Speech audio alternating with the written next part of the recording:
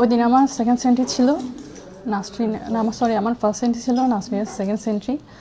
এখন ওকে আমি বদলে দিতে আসবো, আসার আগেই অবশ্য ঘটনা ঘটছে। এখন চিল্লাচিল্লি হচ্ছে দেখে আমি বেড়াকে ছিলাম, ওই অবস্থায় চিল্লাচিল্লি হচ্ছে তাই আমি দৌড়ে আসছি। এখন দেখি ও অসুস্থ হয়ে পড়ে আছে।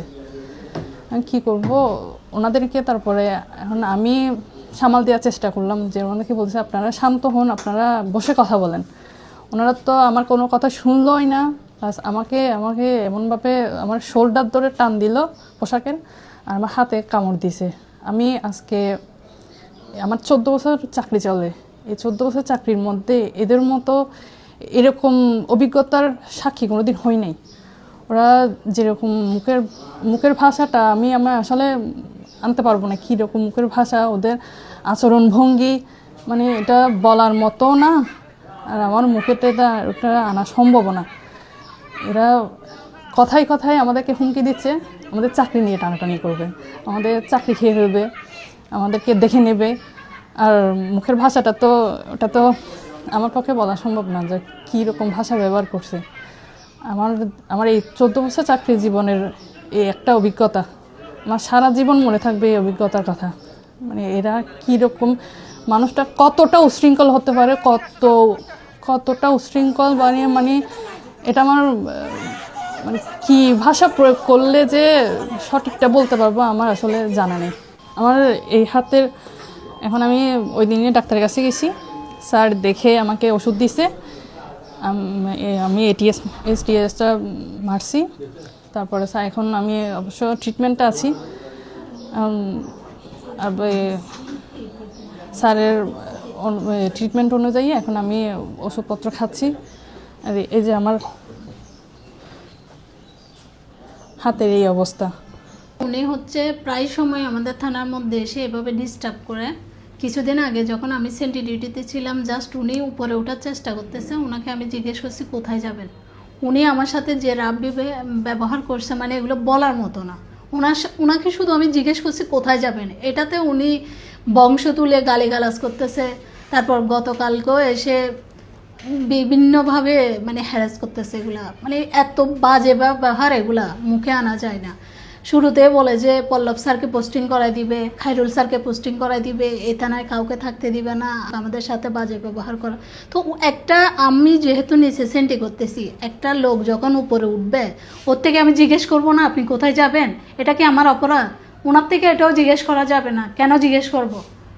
মানে এসেই শুরুতে মা মাসি ধরে গালাগালি, আর ওনার ভাষাগুলো খুব বিশ্রী। এসে কাপড় চোপড় ফেলে দিয়ে মানে উনি যাতা অবস্থা করে। আর বলতেছে কালকে পল্লব স্যারকে ধর্ষণের মামলা দিবে, খায়রুল স্যারকে ধর্ষণের মামলা দিবে, আমাদেরকে পোস্টিং করায় দিবে, এই থানায় কিভাবে চাকরি করবে, কিভাবে চাকরি করে উনি দেখে নিবে, এইভাবে বলে হুমকি ধুমকি দেয় সব সময়। মানে প্রায় সময় উনি থানায় এসে এভাবে বাক বিতরণ করে বিশ্রী ভাষায়। মানে অফিসারদের শুরু থেকে উনি কারোর সাথে সুন্দর আচরণ করে না। আমি প্রতিদিনই জিজ্ঞেস করছি যে আপনি কোথায় যাবেন, এ কথা বলাতে উনি আমার সাথে মানে কনস্টেবলের চাকরি করে, পাওয়ার দেখায়, ইউনিফর্ম পরে। তো আমি জিজ্ঞেস করব না আপনি কোথায় যাবেন, জিজ্ঞেস করব না? এইটুকু বলা কি আমার অপরাধ? উনি এটাতে বাজে ব্যবহার শুরু করে দেয়। যেদিন ঘটনাটা ঘটে তখন আমি 5 সেন্টিতে ছিলাম। সেন্টিতে যখন ছিলাম আমি, তখন মা মেয়ে দুজন থানাতে ঢুকছিল। ঢোকার পর সিঁড়ি বেয়ে তখন আমাদের এসআই পল্লব স্যার সিঁড়ি বেয়ে নিচে নামতেছে। নিচে নামার পরে দেখতেছে মা মেয়ে পল্লব স্যারকে যখন দেখছে, তখন পল্লব স্যারকে দেখে বলতেছে কুত্তার বাচ্চা, মানে ভিন্ন ভিন্ন অকথ্য ভাষায় গালিগালাজ শুরু। পল্লব স্যার কোনো রিপ্লাই না দিয়ে ওসি স্যারের রুমে চলে আসে। পল্লব স্যারের পিছনে পিছনে মা মেয়ে দুজনে উপরে 2 তলায় উঠে। এরপরে আমি তখন নিচে দেখতেছি মা মেয়ের মানে হই সই চিল্লা চেঁচামেচি এরকম আমি শুনতেছি। শোনার পরে আমি দূরে এসে 2 তলায় আসছি। আসার পরে দেখতেছি আমাদের ওসি স্যারের সাথে মানে উনি অকথ্য ভাষায়, যেগুলা মুখে নেওয়ার মতো না, এরকম করে এমনভাবে আছাড়, কীভাবে নিজের কাপড় নিজে খুলে ফেলতেছে এরকম অবস্থায়। আমি কি করছি, মা মেয়েকে বলতেছি শান্ত হন, আপনারা আসেন, নিচে আসেন, আমাদের সাথে ভালোভাবে কথা বলেন, কি সমস্যা আমাদেরকে বলেন, সমস্যা নেই। তো বলতেছে যে মানে না, ওনারা আমাদের কথা শুনবে না। আমি যখন ওনাকে টেনে নিচে নামতেছি তখনই উনি আমার সিজারে বেবি আমাকে এমনভাবে লাথি মারছে, মানে আমার তলপেট, আমি সাথে সাথে ওখানে আমি অসুস্থ হয়ে গেছি। এরপর হচ্ছে যে আমার ডান হাতে হচ্ছে উনি আমারে এমনভাবে ধরছে যে এরকম করে, মানে আমি আর হাতটা ইয়ে করতে পারতেছি না। এই যে আমার রিপোর্ট, ডাক্তার এখন আমাকে রেস্টে থাকতে বলছে, এখন আমি বর্তমানে রেস্টে আছি। এই যে আমি এই সদর হাসপাতাল থেকে আমি চিকিৎসা নিয়েছি। এই যে আর হচ্ছে যে এটা হচ্ছে তার রিপোর্ট, আর এটা হচ্ছে যে আমার সিজারি ওই যে তলপেটে যে ব্যথা দিছে এগুলো হচ্ছে এটা প্রেসক্রিপশন সব কিছু। এখন আমি বর্তমানে রেস্টে আছি, ডাক্তার আমাকে রেস্টে থাকতে বলছে।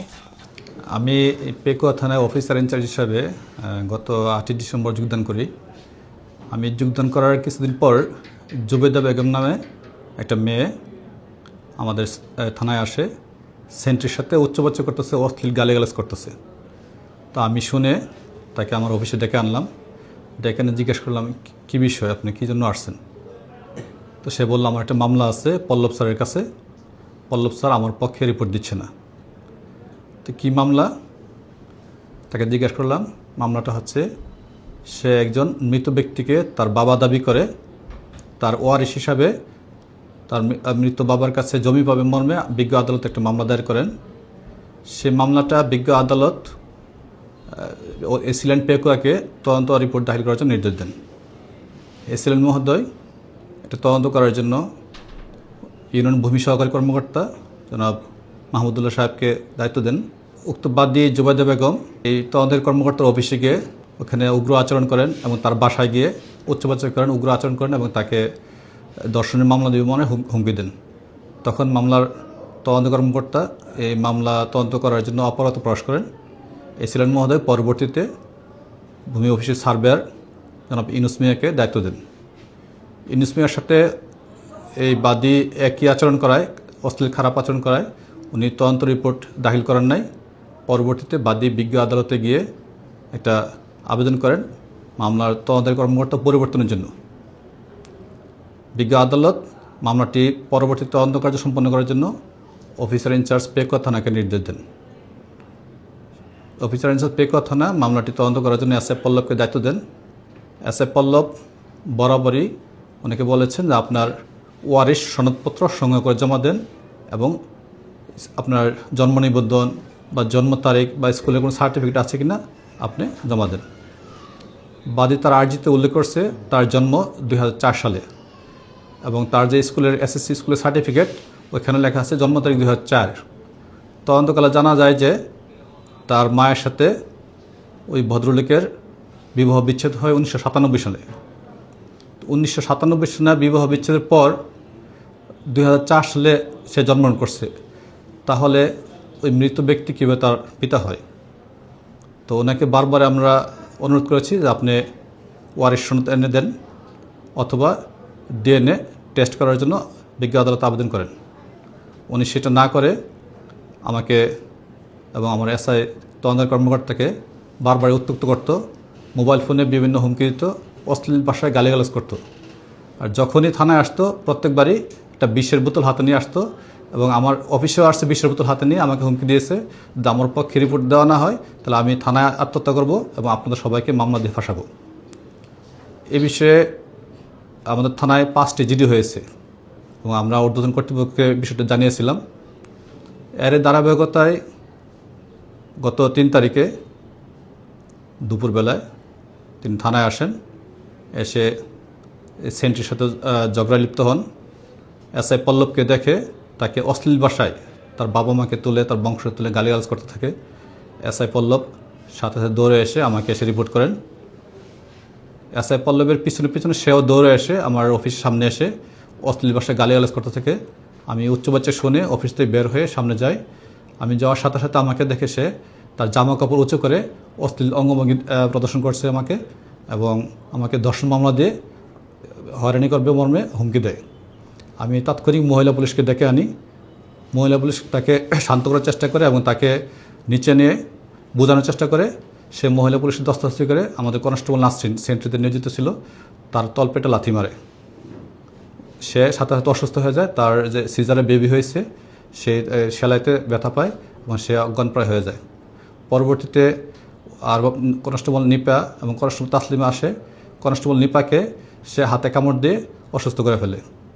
মোটামুটি আমার 5 জন মহিলা পুলিশের সাথে সবার সাথে সে দস্তাদস্তি করে থানার সামনে গিয়ে সে শুয়ে পড়ে বলছে যে আমাকে তোরা মেরে ফেলছিস, আমাকে তোরা ধর্ষণ করার চেষ্টা করছিস, এই বলে উচ্চবাচ্য করতে থেকে চিল্লাফাল্লা করতে থেকে আশেপাশের লোকজন জড়ো হয়ে যায়। বিষয়টি তাৎক্ষণিক আমি আমার ঊর্ধ্বতন কর্তৃপক্ষকে জানাই এবং উপজেলা নির্বাহী অফিসার মহোদয়কে ফোনে জানাই। তিনি ঘটনার সংবাদ পেয়ে থানায় আসেন, এসে এবং ঘটনা পর্যবেক্ষণ করেন। পরবর্তীতে তাকে শান্ত করতে না পেরে এবং তার এই যে উগ্র আচরণে এবং আমাদের মহিলা পুলিশের উপর যে নির্যাতন করছে সেই জন্য সরকারের কাজে বাধাদান করায় তাকে উপজেলা নির্বাহী অফিসার মহোদয় মোবাইল কোড করে 1 মাসের সাজা প্রদান করে। দুঃখজনক হলেও সত্য, কিছু মানুষ গত পরশুদিনের ঘটনায় প্রকৃত ঘটনা না জেনে একপক্ষীয় সংবাদ প্রচার করছে। আমরা পেকুয়াবাসীকে জানমালের নিরাপত্তা দেওয়ার জন্য এখানে চাকরি করতে এসেছি, কেউ আমাদের প্রতিপক্ষ নয়। জুবাইদা বেগম সে যে উগ্র আচরণ করছেন, আমাদের নারী পুলিশ সদস্যকে আহত করছেন, এই ঘটনাটা পেকুয়াবাসী জানান না বলে আমি মিডিয়ার মাধ্যমে পেকুয়াবাসীকে জানানোর প্রয়োজন মনে করছি। এ বিষয়ে আমাদের ঊর্ধ্বতন কর্তৃপক্ষ অবগত আছে। মূলত জুবাইদা বেগমের যে অনৈতিক আবদার, সে অনৈতিক আবদারটা আমরা রাখতে পারিনি বলেই সে আমাদেরকে পুলিশকে ভিকটিম বানাচ্ছে এবং আমাদেরকে অপবাদ দিয়ে আমাদেরকে বিভিন্নভাবে হুমকি দিচ্ছে। এই বিষয়টা পেকুয়াবাসীর জন্য জানা প্রয়োজন।